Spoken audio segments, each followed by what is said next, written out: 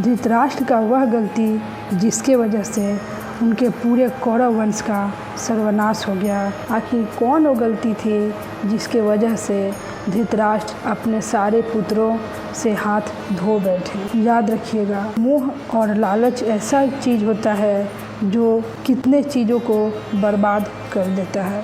बस कुछ ऐसा ही चीज़ था धृतराष्ट्र के पास।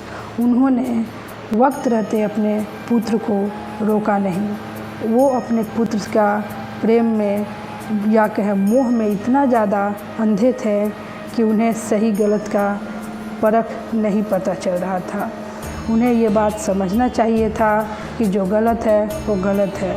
अगर आप गलत का साथ देंगे तो फिर ये गलत कब आपको ही सर्वनाश कर देगा ये पता नहीं चलता। बस ऐसा ही हुआ धृतराष्ट्र के साथ। वो अपने पुत्र को वक्त पे नहीं रोकें और उनके सारे मांग, सारे डिमांड को पूरा करते रहें और उनके गलतियों को नज़रअंदाज करते रहें।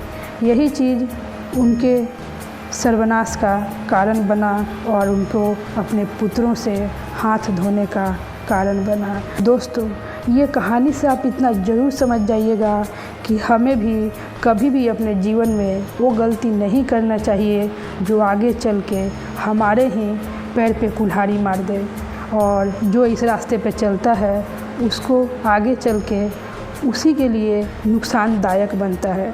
जैसे कहते हैं कि अगर आप दूसरों के लिए गड्ढा खोदते हैं तो उस गड्ढा में खुद जाकर गिरेंगे। पांडवों को तो कुछ नहीं हुआ क्योंकि पांडवों के साथ स्वयं भगवान श्री कृष्ण थे जो उनका पग पग पर रक्षा किए, उनका मार्गदर्शन किए और उन्हें अंत में जीत दिलाएं। भले उनका जीवन कुछ समय के लिए दुखमय बीता पर उनका जीवन को आप देखिएगा, आज भी अगर कोई उनकी पांडवों की बात करता है तो उसमें धर्म, मर्यादा और उनसे शिक्षा लेता है।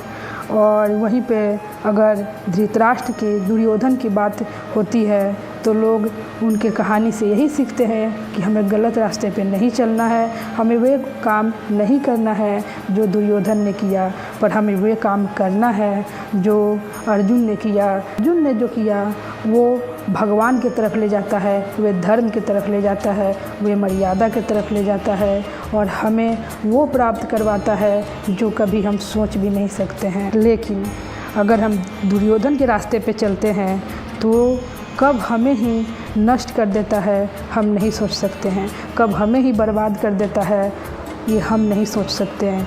कब हमें ही सर्वनाश कर देता हम ये नहीं सोच सकते हैं। हम ये सोचते हैं कि मेरा हर जगह जय जयकार हो रहा, मैं बहुत शक्तिशाली हूँ, मैं ये कर लूँगा, मैं वो कर लूँगा, मैं उसका छीन लिया, मैं आज उसका इतना छीन लिया, कल मैं उसका पूरा छीन लूँगा। और ऐसे करते करते वही कब उस गड्ढा में गिर जाता है और वही फांसी कब उसके गले का फंदा बन जाता है वो भी नहीं समझ पाता। और जब समझता है तो हाथ से सब कुछ निकल गया रहता है। इसलिए ये गलती कभी नहीं करना चाहिए।